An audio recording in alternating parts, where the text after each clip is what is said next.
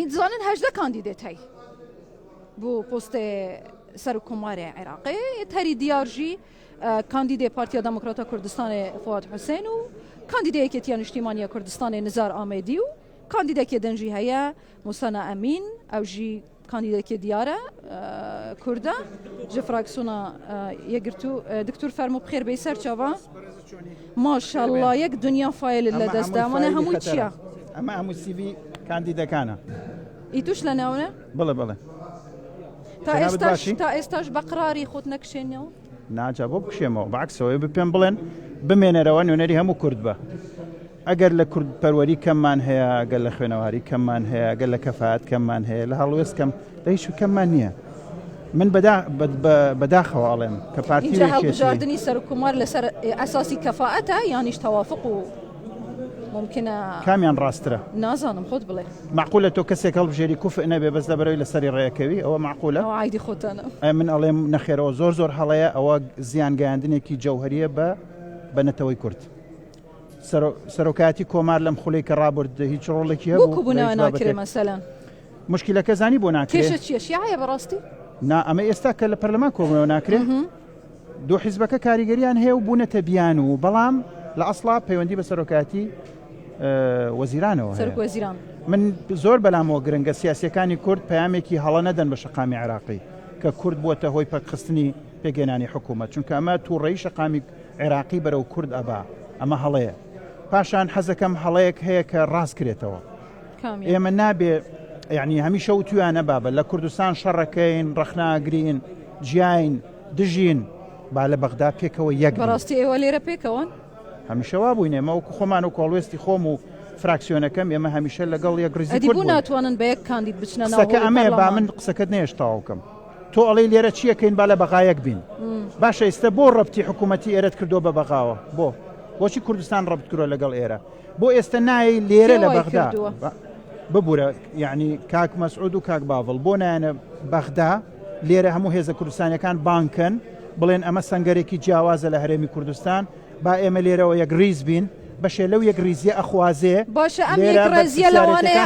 ئەم یەک ڕێزیاوا بخوازێ کە جەنابەت خود بکشێنیەوە خود دەکشێنیەوە بەعکسەوە ئەو ڕێک ئەوە ئەخوازێ کە ئەوان بکشێنەوە نەک من بکشێمەوە باشە من بکشێمەوە لە مقابلی چی یعنی بۆچی مەسەلەن بۆ ئەبێ جەنابەت باسی یەک ڕێزی دەکەی دەڵێ لە باشە یەک ڕیزی بۆ من بکشێمەوە یا بەڕێزی ئەوەیە کە ئەو هێزانەی کە دەسڵاتدارن ئەو هێزانەی خاوەن بڕیارن ئەو هێزانەی هەموو شتێکیان قۆڕخ کردووە لە کوردستانیش و لێرەش بڵێن کاتی ئەو هاتووە ئێمە ئەم عقلێتە واز لێبێنین ئەم پۆستانە تەوزیعکەین لە بینی کوردەکان کازمی بوو بە ڕئیس وزەرا چەند کورسیە بوو لە پەرلەمان هیچ عادل عەمەدولەمەدی بۆ سەرۆک وەزیرانی عێراق کە گەورەترین پۆستی شیعەیە چەند کورسی هەبوو هیچ سوودانی چەند کورسی هەبوو دوو ئەی بۆ ئێستا هەڵبژاردن بوو دەکرێت نابێ نا هەڵبژاردن ئیتاری تەنسیقی خەڵک ئەم ئیتاری هەڵبژاردن ئێمە چوینە سەر قسە یەکەم مەسەلە کەفاعەت نییە مەسەلە هەبوونی کورسی زیاد نییە مەسەلە تەوافقە عەقلی تەوافقی کورد وەکو نەتەوە بیر بکاتەوە لە بەغدا بەڵام لە هەموو عێراقیش هەروایە ها تەوافق عێراقوانینەوە شیعەکانە پێم وتی جەنابەت خۆت گوتت مەسەلەن تەوافق ناکەن عادل عەبدولمەدی هیچ کورسی نەبووە بۆ سەرۆک وەزیران مستەفا کاظمی من وتمە بێ تەوافق تۆڵی بە هەڵبژاردن مەڵم بە تەوافق تۆ قسەکەی منەکەی ئێستا بەتەوافق ئەڵم واز لە عقلی هەڵبژاردن بێنە وەرە لێرە وەکو نەتەوەی کورد میلەتەکە دیەک بخە بەچی یەکیەخەی استراتیژێتێکی نەتەوەی هەبێ ئەم 4 ساڵەوە و کورد چیمانەوێت لە بەغدا لەو لاشە کۆمەڵی بەرپرسیارەتی هەیەدا بەشی کە بە عەدالەت نەمان و تۆ بین بەڵام عەدالەت چۆنە عەدالەتەوەی هەموو هێزەکان بخوێنیەوە ڕێز لە هەموو هێزەکان بگری لێرە ئێمە هەمومان پێویست بە حضوری خۆمان بە قووت بکەین وەکو نەتەوە باش ئەمە بەچی ئەکرێ بەوە ناکرێت تۆ خلافاتەکانی هەرێم بێنی بۆ بەغدا پارتیوێکێتی جاری پێشوگەیاندیانە سەر ئێسقان شکاندن ئێستاش خەریکی ئەوان باشە خۆتان ڕێناکەون خۆشیەکان جوایە ئەوە تەیسە مالکی بەڕێز مالکی فراکسیۆنێکی گەورەیە سوودانی گەورەترین فراکسیۆن ئێستا لە ناو شیعەکان وتیان تۆ نابێ چۆ دواوە هاتە سەر مالکی ئەوەی ساڵێن تۆش نابێت ئەچێتە دواوە جاری وایە ئەیدەن بە کەسێک کە لەوانەیە کورسی نەبێت لە پەرلەمان باش بۆ ئەمە بۆ کورد فێر نابێت ئێوە کوبوونەوەتان لەگەڵ کەس بەقی ئێمەی دعای کوردایەتی هەیە خۆوانی دعایش ئەوەش ناکەن ئەمی دعای کوردایەتی نابێت تەرجمەیەکی لە سیاسەتێکە لە بەرنامەیەکە لە بڕیارێکە ئێوە تەرجمەتان کردووە بۆ نمونە لە کوبوونەوەی لەگەڵ پارتیوێکەتی ئێوە هیچ گەیشتنە هیچ سیغەیەکی هاوبەش ئێمە پێش هەموو حیزبەکان قسەیەک بجێ ئومێد بی لە بۆ ئەم ملەتە هەموو حیزبەکان یەکەمین دەست پێشخەری بۆ کۆبوونەوەی کورد بریتی بوو لای گرتووە یەگرت و کردی دوایەوە پارتی کردی هیچ کامیشان سەرکەوتو نەبوو بۆ لەبەرێ ئەم دوو حیزبە هەموو شتیان بۆ خۆیان ئەوێ ئێستش ئەوە فەرمەوە ئێمە لە میدیایەکی سەر بە پارتی وە قساکەین باشە من ئەمە بانگەوازێکە بۆ برانی پارتی وەرنە بەغدا دووشت بکەن ڕەبت ئەو ڕەبتەی هەمیشە وتوتانە با نەبێ وتوتانە با کوردستان و کێشەکانی ڕەبت نەبێ لەگەڵ بەغدا لێرە کێشەی نەتەوەیمان هەیە وەرن ئەم ڕەبتە ببڕن ئێوە ساڵێک و 5 مانگە نایەڵن حکوومەت دروست بێ لەبەر ئەم چەند پۆستەی لە بەغایە ئەتانەوە بیکەنێک پاکێج ئیتر ئێوە یەکێتی هەردووکتان نازانم ئەلمهم اینجا لێرە باشە بمبورە وەرن ئەمە ڕەبت ئەمە فەسڵکەن دوای ئەو بانگەشەیە بکەن بۆ سەرکردەی هێزە سیاسەکانی کوردستان ئەوەی لێرە بە تایبەتی کورسی هەیە بانیان کەنە بەغدا لێرە بڵێن وەرن وەکو نەتەوە ڕێکەوین لێرە قەزێکی نەتەوەیمان هەیە لێرە ئەرکی و بەرپرسیارەتیمان هەیە با بە عەدالەت دابەشیکەین باڵەز لە واز لەوە بێنن من لە کوردستان نایەمە حکوومەتی مەسەلەن کوردستانەوە تو واز لەوە بێنە تو هەمووشە ناڵێ ئەمە جیاکەینەوە لەوە ئێستا بۆ ڕەبتیەکە ئەم ڕەبتە غەڵەتە باشە پێتان وانییە کە ئێستا ئەمەش ئەساس دروستەکە بۆی لە کوردستانش ڕێکەوتن دروست بێ بەڵام تۆ لێرە کە مەجالێکە ڕەبتی جیاکەیتەوە وەک نەتەوە تەسەڕوفکەی نایکەی باش هەموو شتێکت بۆ خۆ دەوێ ئێستا ئەم برادرانە ئەڵێن ئەوەنە کورسیمان هەیە سەر کۆمارمانەوە دوای شەڕڵێ ئەوەنە کورسیمانەیە وەزیرەکانیشمانەوە ئەوەنە کورسیمانەیە لیژنەکانی پەرلەمانیشمانەوە ئەمە ئەم خەڵکی تر چییە بنمونە حەق خۆیان نییە ملت دەنگی پێداوە بە دەنگی داوە بە یەکێتی بنمونە بە 18 کورسی دەنگی داوە بە ئێمەش بە 13 کورسی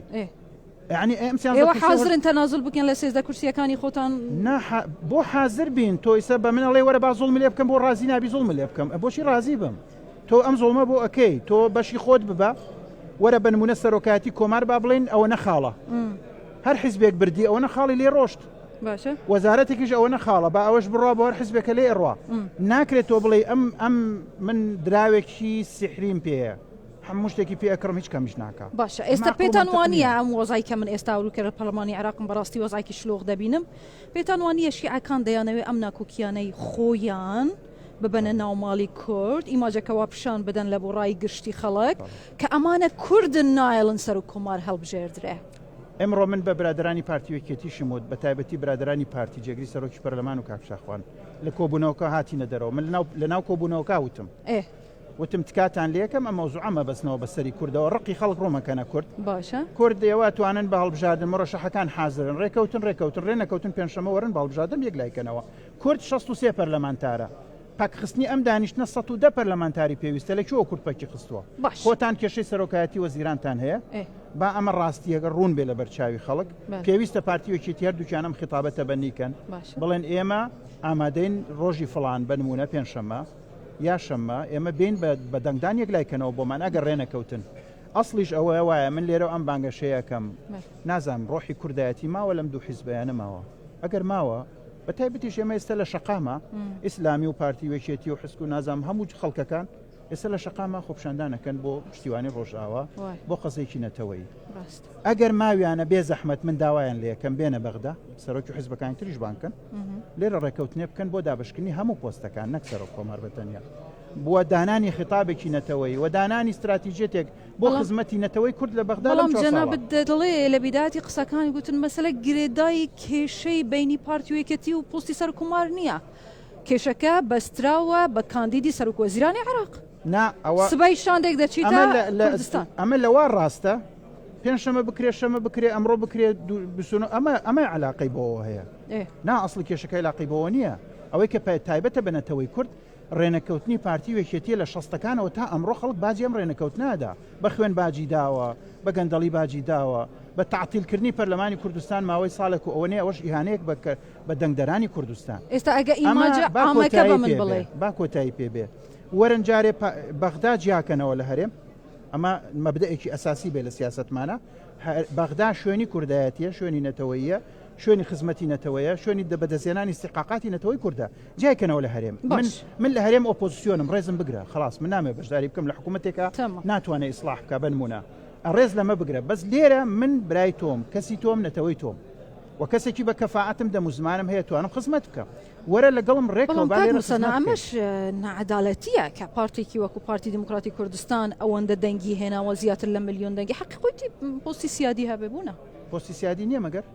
مەگەر شتێک هەیە هی پارتی نەبێ ئەوم پێ بڵە شتێک هی پارتی سەرۆکێری پارتی نییە مەبەستم لە بەغدایە جاري ئێمە لە لە بەغدا لێرە هەرچی بتایبەت مەبەستم پۆستی سەرۆکی وەزیرانی عێراق هی باش ئێوە ئەڵێن حکوومەت مهمە سەرۆکاتی کۆمار شەکڵیە و پرۆتۆکۆلیە بۆ ئەسڵان عەبدولەتیف ڕەشید تێداینا کاک مەسعود و پارتیدانە زەختیان کرد لە یەکێتی لەبەرەوەی بەرام ساڵح نەبێ بێودانە دەبێت کاندیدێک بێ کە هەموویان لایەنەکان تەوافقیان لەسەر هەبێ ڕێکەوتنیان لەسەر دکتۆر عەبدولەتیفیش پارتی داینا دوایەوە جێگری سەرۆکی وەزیرانیشی برد وەزارەتی خارجیەشی برد هەموو پارەی عێراقیش لە وەزارەتی هەماروسکانە ئەویشی برد نوێنەرایەتی هەرێمی بەغداش لێرە هەر لای برایانی پارتیە اینجا چی هەیە هەرچی سەرۆکی ئەرکان جاریوە هەبوو یعنی قایدی خۆی جەوی ماوەیەک هەبوو هەرچی پۆستێک لە بەغا هەیە لە سەتا چەنی باشە لە سەتا ئەتوانم بڵێم دەتوانم ئەوێ هەڵگرم بفەرموو 67 بۆ کێ بووە بۆ پارتی بووە چلەکەشی نازام چەندێکی ئەمێنێتەوە بۆ کێتی بووە خەڵکەکانی تریش تەماشا چی بوون ئێستا گریمان ئەمە هوڵی پەرلەمانی عێراقە ئەمە نەخشەکەیتی نەخشەکەم پێ بڵێ چی دەگوزەرێ لەوێ ئایا لەم هەفتەیەدا پۆستی سەرکوماری عێراق یەکلا دەکرێتەوە دابەش بوونەکان چوونە نەخشەکە چوونە لێرە لە ناو هۆڵی پەرلەمان لە مەسلحەتی کێدایە ئی تودایە یەکێتیدایە ئی پارتیدایە ئی کێ باسی دەنگدانەکەی بەڵێ نەخشەی پەرلەمان ناو هۆڵی پەرلەمانم پێ ناوهۆڵی پەرلەمان کەس نازانێت تا ڕۆژی دەنگدان چکە پارتی وەکێتی خۆیان ئەگە دڵنیا بوونایە لەو نەخشەیە من دڵنیامە هاتن بۆ هەڵبژاردنێک بۆ خۆشم وایە من لەوانیش ضعیفترم بۆ خۆشم وایە منەوەی کە مەبەستم بۆ لێرە بۆ مێژوو پارتی وەکێتی مادەم لەوانە زایفتری لە خۆت ناکشێنیەوە نام بۆ بکشێمەوە من خۆت دەڵێ لەوانە زایفترم نا من ئەڵێم بڵێ اعترافەکەم من لە هەردووکیان زایفترم من 10 کورسی پشتیوانی مەکە ئەوان نزیکەی ئەو 30 کورسیە و ئەو 18 کورسیە و ئەوان هاوپەیمانەتی گەوریان هەیە لێرە دەستی سەرۆکاتی پەرلەمان لەگەڵ باوت پێ بڵێم من خۆم کاندید کردو خۆ من ئەمە چوارم خولە لە پەرلەمانە بۆ هیچ خولێکی تر من خۆم کاندید نەکردم نازانم پێم بڵێ ئەخرەوەی ئەی بۆ ئێستا خۆم کاندید دەکەم تۆ بێ ئەو پرسیارە بکەیت و ئێستش ئەوە علاقەی بۆ هەیە بۆ ناکشێمەوە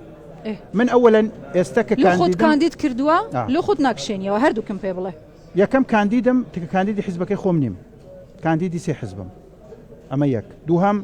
خۆم کاندید کردو بۆ ئەوەی بەرپرسیارەتی بخەمە ئەستۆی پارتی وێکێتی ئەگەر یەک ڕیزی نەتەوەیتانەوێ وەرن لەگەڵمان ڕێکەون وەرن لەگەڵ من و ئەو برادرانەی پشتیوانی مەکەن ڕێکەون سەرۆک کۆمارمان پێ نادەی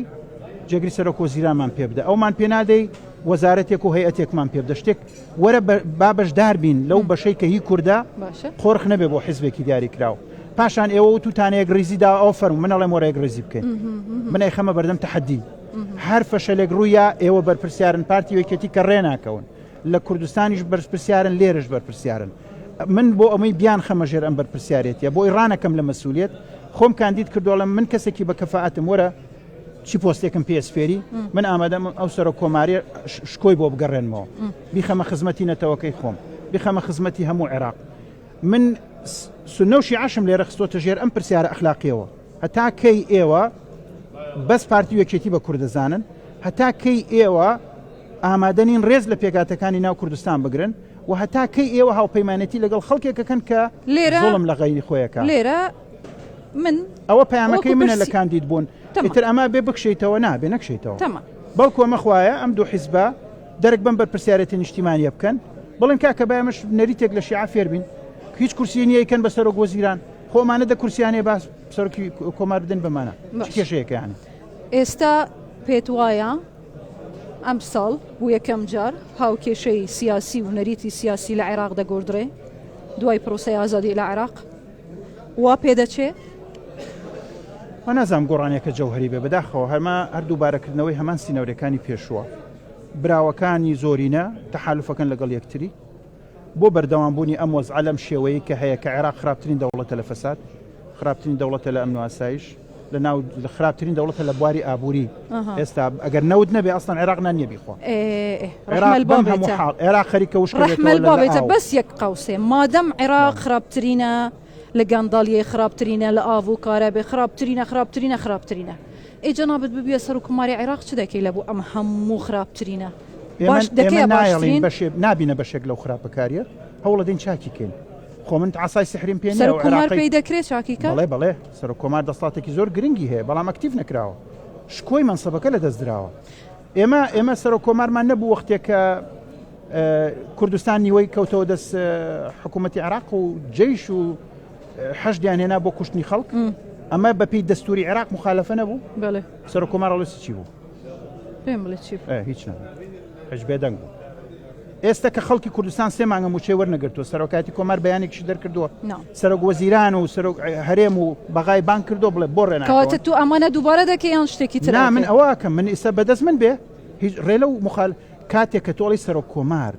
پارێزەری دەستورە لە ناو دەستوری عێراقا ئەڵێ سەرۆک کۆمار پارێزەری دەستوری عێراقا هەرچی مافی نەتەوەی ئێمە و مافی تەواوی عێراقیەکانیش لە دەستور تۆمار کراوە کاتێک دەستور خەرقەکرێ ڕۆژانە تۆ بێدەنگی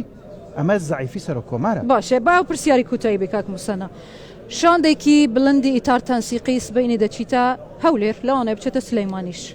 اینجا ڕۆیشتون کوبوونەوەیان ئەوڕۆ دەبیان سبەی بە قەنەعەتی من ئەمڕۆیە ینی ئەمڕۆ کوبوونەوەکانیان دەست پێ دەکەن باش ئەمانە لە بۆ چ دەچن دیارە ئایا ئەمریکا چ ڕوڵێکی هەیە لەسەر ئەم هاوکێشە و ئاڵوزی و کێشمەکێشەیە ئەمریکا ڕۆڵی دەرەجەیەکی هەیە لە پێگەێنانی حکوومەت لە کاریگەری لەسەر سیاسەتی عێراق لە ناوچەکە هەمووی لە عالەم عێراق ئەمریکا هەر لێرە نییە کە ڕۆڵی هەیە و تەقریکە گرینلاندا نوری مالکی دەگۆڕدرێیان هەر خۆی دەمێنێ بڕامایە ئیتاری تەنسیقی ئەیگۆڕن لە بەرەوەی یا ئەبیا ئەوەیە ئیتاری تەنسیقی بچن قەنەعەت بە ئەمریکا بکەن ئەو ڤیتۆیە لابە ئەجینا ترامپ مشکلە بۆ عێراق دروستەکە و ئەمەش مەسلحەتی ئیتار هێژە موسەنامین سپاسیەتت کەم بۆ ئەو کاتە گەلەک سپاس بەخێر بێ سەرکەوتوو بن.